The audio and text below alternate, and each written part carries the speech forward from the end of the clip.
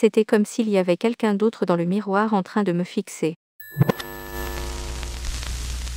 Quels sont les bugs dans la matrice et choses inexplicables les plus glauques qui vous soient déjà arrivées? J'étais en train de sortir la poubelle le soir.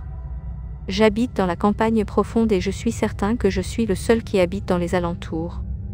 Je me rapproche de la route et j'entends une voix de femme criant « Aidez-moi ». Sachant qu'il était presque impossible que quelqu'un d'autre vive dans la zone, je me suis dit que mon esprit me jouait sûrement des tours. Mais on ne sait jamais, et je suis quand même allé vérifier si quelqu'un avait besoin d'aide. J'avance vers l'endroit où j'avais entendu la voix, et soudain j'entends des ricanements de la même voix que je venais d'entendre. Je me retourne et je rentre chez moi direct. Quelqu'un qui aurait vraiment besoin d'aide n'aurait pas rigolé comme ça. Je réparais ma moto à un endroit que je connais bien, isolé et un peu loin de chez moi. J'avais ramené quelques outils dont une clé anglaise que j'ai toujours avec moi, au cas où. Je l'utilise une fois pour enlever un boulon et je la pose par terre, pour finir d'enlever le boulon à la main. 2 minutes plus tard, alors que j'allais l'utiliser de nouveau, elle n'était plus là. J'ai cherché partout et je ne l'ai pas trouvée. Elle avait complètement disparu. J'ai trouvé un autre moyen de mettre le boulon en place, et je suis retournée à mon appart pour prendre ma douche. Quand je suis rentrée dans ma chambre, la clé anglaise était posée sur mon bureau. Une fois, je finis de travailler à 18 h.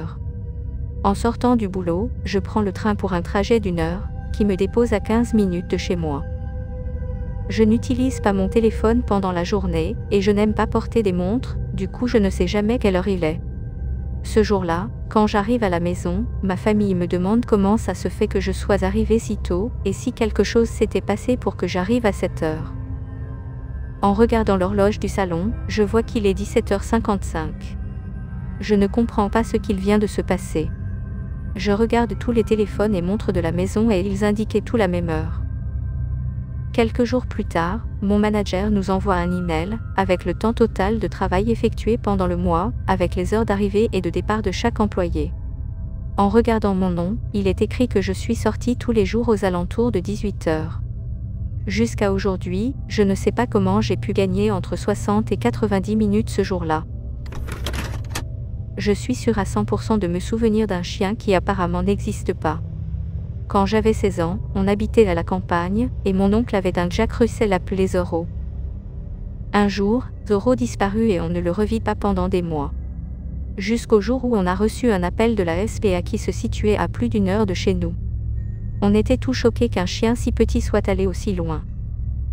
Tout ça s'est passé il y a plus de 20 ans, et l'autre jour, en parlant avec mes parents, je leur dis qu'à chaque fois que je vois des Jack Russell, je pense à Zorro et à ce qui s'était passé. Ils n'avaient aucune idée de ce que j'étais en train de raconter, et insistaient sur le fait que mon oncle n'avait jamais eu de chien, et que je l'avais sûrement rêvé. À part mes parents, tous ceux qui pourraient se rappeler de ce chien sont morts depuis longtemps, et je n'ai aucune photo de mon oncle. Du coup, je n'ai aucun moyen de prouver que Zorro a existé, même si j'en suis convaincue. 1985, mon ex-femme et moi étions en train de dormir. À travers les volets, on pouvait apercevoir une petite lumière venant du lampadaire extérieur et on pouvait voir notre labrador qui dormait toujours sur le coin de notre lit. Ce soir-là, j'ai rêvé que je me réveillais, et que, en me penchant pour lui caresser la tête, il commençait à se transformer en une espèce de chose invertébrée noire bizarre, avec des dents aussi pointues que celles d'un requin. Je me suis réveillée en sursaut, avec mon ex qui a fait de même, en poussant un cri. J'ai demandé ce qui s'était passé, et elle m'a demandé ce qu'était la chose noire avec des dents sur le coin de notre lit. Et où était passé le chien. On a eu le même cauchemar au même moment. Ça me fait flipper. Ma femme est décédée il y a 1 an. Depuis qu'elle est partie, des choses bizarres continuent d'arriver. Parfois, des photos de nous deux apparaissent à différents endroits de la maison, alors que j'étais certain de les avoir gardées à la cave. Ou par exemple, l'autre jour, j'étais en train de passer l'aspirateur et juste après avoir terminé, j'ai trouvé la bague en diamant que je lui avais offerte par terre, juste à côté de l'endroit que je venais de nettoyer. Un jour, j'étais en train de conduire en zone rurale. Alors que je m'arrête à un croisement et que je regarde des deux côtés pour voir si je peux y aller, je vois ma mère du coin de l'œil, assise derrière, qui me dit quelque chose du genre « d'ici tu peux y aller ». Je regarde à nouveau, et elle n'était plus là. Ma mère est décédée il y a quelques années et tout ça s'est passé en plein milieu de l'après-midi. Ça ne s'est plus jamais reproduit. Une fois quand j'avais 12 ans, je regardais les dessins animés à la télé. Soudain j'ai remarqué que le soleil venait de disparaître. Genre complètement. J'étais vraiment perturbée. J'ai ouvert les volets et il faisait noir. Les dessins animés étaient restés les mêmes, mais l'horloge du salon indiquait 5 heures plus tard. Je me suis dit que la seule chose qui avait pu arriver, c'était que je m'étais évanouie sans m'en être rendu compte. Tu sais, comme ces nuits où tu te couches dans ton lit, tu clignes des yeux, et tout d'un coup, c'est le matin. Donc, je suppose que je me suis endormie assis et que j'ai dormi assez longtemps pour que les dessins animés que je regardais repassent à nouveau le lendemain. Pile au moment où je les avais laissés la veille. Une fois, en soirée, ma pote Sarah qui était complètement bourrée, a soudain eu une espèce d'envie incontrôlable de dire à un complet étranger qu'elle avait mal à la jambe. C'était pas du tout le cas. Tout ça, c'était un peu bizarre, je lui ai dit d'ignorer cette envie, mais à un moment, elle est allée le voir et lui a dit « Je sais que tu vas me prendre pour une folle, mais j'ai eu une soudaine envie de te dire que j'ai mal à la jambe. Je sais que ça n'a aucun sens, désolée. Mais j'avais besoin de te le dire. » D'un coup, il commence à pleurer à flots. En fait, son père venait de mourir quelques jours plus tôt, et ils avaient fait un pacte dans lequel le père promettait que si l'après-vie existait, il lui ferait parvenir un message de l'au-delà. Ils ont conclu que le message devait être quelque chose d'improbable pour ne pas qu'il y ait d'erreur.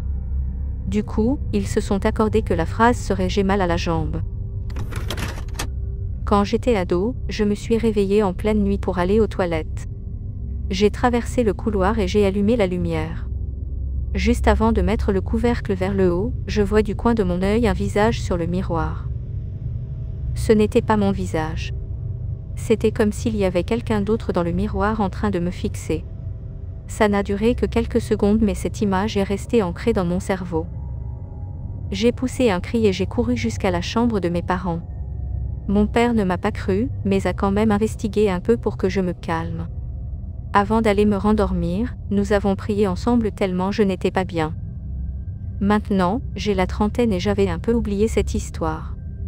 Mais un soir, je vais dîner chez mon père, et il commence à parler de cette nuit-là. Les images me reviennent, et je sens un frisson me traverser. Il me dit que lui, il se rappelle très bien de cette nuit.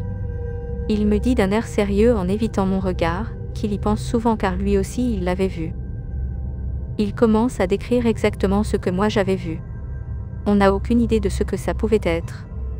Pendant qu'il était en train d'investiguer, il l'a vu et il a paniqué lui aussi. Apparemment, quand on a prié ensemble, c'était aussi pour le rassurer lui.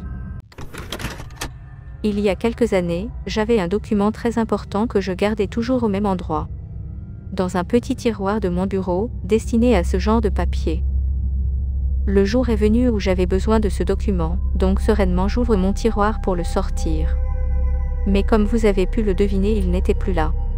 J'ai fouillé mon bureau de haut en bas, j'ai viré tout ce qui était à l'intérieur, j'ai ouvert et réouvert tous les dossiers et enveloppes qui étaient à l'intérieur. Mais rien. Il n'était pas là. J'étais le seul à avoir accès à ce bureau donc impossible que ce soit quelqu'un qui l'ait pris pour me faire une blague ou je ne sais quoi. Désespérée, j'ai commencé à le chercher à d'autres endroits de la maison. Mais pas de chance, de toute façon je savais qu'il était dans ce foutu bureau. Très irritée et ne sachant plus quoi faire, je crie ça suffit. Remets-le à sa place. Je ne savais pas à qui j'étais en train de parler, puisque j'habitais seule, mais quand je suis retournée dans la chambre le document était posé là où il devait être, dans le tiroir de mon bureau. Quand j'avais 13 ans, mon père travaillait dans une mine, et il travaillait toujours le soir. Il dînait avec nous et partait tout de suite au boulot.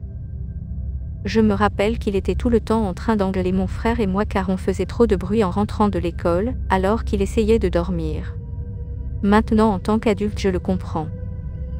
Un jour je ne sais plus ce que je faisais, mais je finis par le réveiller. Il m'appelle dans la chambre de mes parents et je suis presque certain que je vais me faire disputer. Il me regarde et il me dit « Ce n'est pas grave, viens là et fais-moi un câlin ». Je lui dis que j'avais 13 ans et qu'on ne fait plus de câlins à ses parents à cet âge. Du coup il me demande Et si quelque chose m'arrivait et qu'on ne se verrait plus jamais? Je ne lui ai pas fait de câlin et je suis retournée jouer en essayant de faire moins de bruit. Cette nuit-là, il y a eu un accident dans la mine. Il a réussi à sauver toute son équipe et est même retourné chercher une personne qui était restée coincée dedans. Cette nuit-là, il a fini par mourir. Et je suis convaincue qu'il savait que ça allait arriver. Je n'oublierai jamais la conversation qu'on a eue. Si un jour votre père vous demande un câlin, faites-lui un câlin. Quand la chanson The Final Countdown est sortie dans les années 80, je la connaissais déjà. Elle venait de sortir, je ne l'avais jamais entendue, mais je connaissais la mélodie et je pouvais la chanter du début à la fin comme si ça avait toujours été ma musique préférée.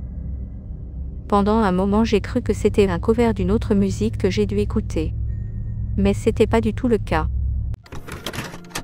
Merci d'avoir écouté TTS Storytime. N'hésitez pas à vous abonner et à partager vos propres expériences en commentaire. Faites de beaux cauchemars.